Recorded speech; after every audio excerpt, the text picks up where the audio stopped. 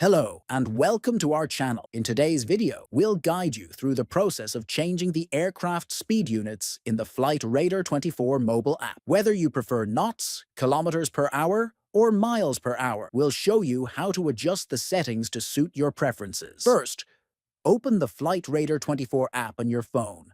Next, look at the bottom left corner and tap on the Settings icon. Then select the MISC tab from the list of options. Scroll down until you find the Aircraft Speed option. Next to Aircraft Speed, you'll see a menu icon. Tap on it to open the available options.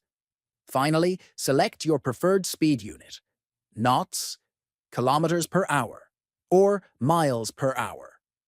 Your selection will be saved automatically, and the app will display aircraft speeds in your chosen unit. And that's it. You've successfully changed the aircraft speed units in the Flightradar24 app.